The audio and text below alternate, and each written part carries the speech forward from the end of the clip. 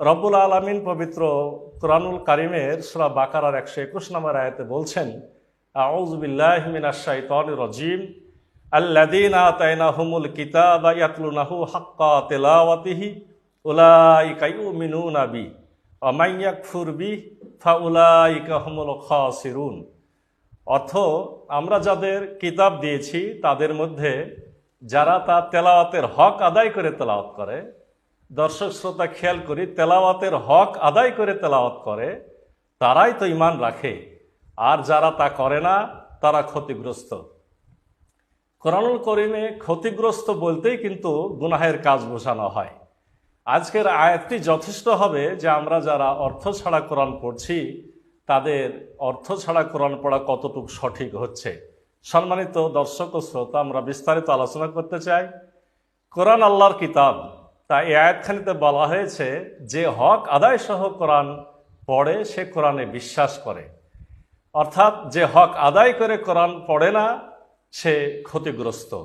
এ ক্ষতির মাত্রা নির্ধারিত হবে কিসের ভিত্তিতে?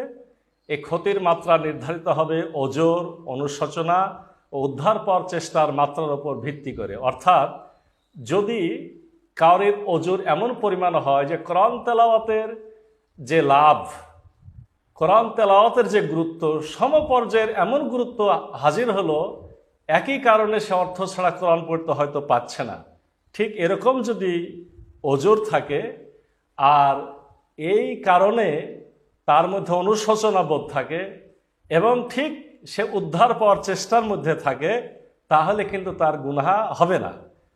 দুই, ইচ্ছাকৃত বা খুশি মনে যদি কেউ অন্যায় কাজ করে তাহলে কিন্তু কুফরির গুনাহ হবে। যে কোনো ব্যবহারিক গ্রন্থ অর্থাৎ অ্যাপ্লাইড গ্রন্থ পড়ার প্রধান দিক হলো চারটি: এক, সঠিক পঠন পদ্ধতিতে পড়া; দুই, অর্থ বোঝা; তিন, সে অনুযায়ী কাজ করা; চার, অন্যজনকে সে যেটা বুঝেছে তার দিকে দাওয়াত দেওয়া। এই চারটি হকের মধ্যে সবচেয়ে বেশি গুরুত্বপূর্ণটি হলো অর্থ বোঝা, কারণ অর্থ ঠিক রাখার জন্যই সঠিক পদ্ধতিতে পড়তে হয়। আর অর্থ না বুঝলে পঠিত বিষয় অনুযায়ী আমল করা বা তার দাওয়াত দেওয়া কখনোই সম্ভব নয়। তাই পৃথিবীর সবচেয়ে গুরুত্বপূর্ণ ব্যবহারিক গ্রন্থ কোরআন পড়ার প্রধান চারটি হক কি হবে?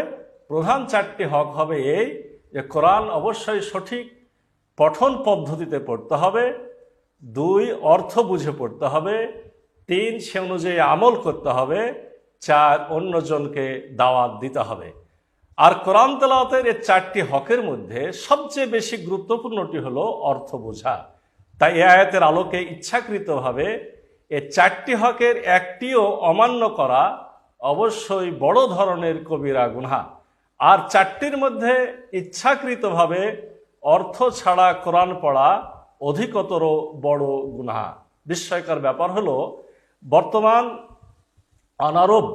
আরবের বাইরে যারা আমরা মুসলিমদের অধিকাংশই কোরআন তেলাওয়াতের প্রধান চারটি হকের মধ্যে অপেক্ষাকৃত কম গুরুত্বপূর্ণ তিনটি, অর্থাৎ অর্থ বোঝার বাইরে যে তিনটি আছে, এই তিনটি সঠিকভাবে বিশ্বাস করে এবং সে অনুযায়ী আমল করে বা করার চেষ্টা করে, কিন্তু সবচেয়ে গুরুত্বপূর্ণটির ব্যাপারে উল্টো কথা বিশ্বাস করে এবং সে অনুযায়ী আমল করে। এটি একটি মহা অবাক ঘটনা। সম্মানিত ভিউয়ার্স, এইভাবে কোরআন তেলাওয়াত করলে, কোরআন তেলাওয়াত একটা আমল, এই আমলটা কি আসলে কবুল হবে? আমরা ইতিপূর্বে আপনাদের সম্মুখে কমন সেন্সের আলোকে আমল কবুলের শর্ত এবং আল্লাহর পরিপূর্ণ দাসত্ব করার শর্ত বিষয়ে আমি আলোচনা করেছি। সে আলোকে যদি চিন্তা করি, যে কোনো আমল কবুলের জন্য সাধারণ শর্ত চারটি। এক, আল্লাহর সন্তুষ্টিকে সবসময় সামনে রাখতে হবে। আল্লাহর সন্তুষ্টি কোরআন তেলাওয়াতের ক্ষেত্রে কি? আমরা কোরআন তেলাওয়াতটা করবো শুধুই মাত্র আল্লাহর সন্তুষ্টির জন্য। দুই, কোরআন তেলাওয়াতের উদ্দেশ্য কি জানতে হবে। কোরআন তেলাওয়াতের প্রথম উদ্দেশ্যটি হবে অবশ্যই জ্ঞান অর্জন। দ্বিতীয় উদ্দেশ্য হবে যে সে অনুযায়ী আমল করা। 3 নম্বর হচ্ছে পাথেয়। যে কোনো আমল কবুলের জন্য পাথেয়কে উদ্দেশ্য কবুলের কারণ হিসেবে গ্রহণ করতে হবে। অর্থাৎ পাথেয় হচ্ছে পড়া, অর্থাৎ পড়বো কি কারণে? উদ্দেশ্য সাধনের জন্য, অর্থাৎ জ্ঞান অর্জন এবং জ্ঞান অনুযায়ী আমলের জন্য পড়বো। 4 নম্বর পদ্ধতি হলো রসুল সাল্লাল্লাহু আলাইহি সাল্লামের দেখানো পদ্ধতি অনুযায়ী আমলটি করব। এই 4টি শর্ত পূরণ হলে আমল কবুল হয়। আমরা যদি কোরআনের ক্ষেত্রে 4টি শর্ত প্রয়োগ করে দেখি এবং চিন্তা করি এই 4টি শর্ত কবুল হচ্ছে কিনা বা 4টি শর্ত অনুযায়ী আমি আমলটি করছি কিনা। রসুলের দেখানো পদ্ধতি বলতে রসুল সাল্লাল্লাহু আলাইহি সাল্লাম কি পদ্ধতিতে কোরআন তেলাওয়াত করতেন, এই বিষয়টি আমি আমার এই পর্ব সমূহের শেষের দিকে বিস্তারিত আলোচনা করব।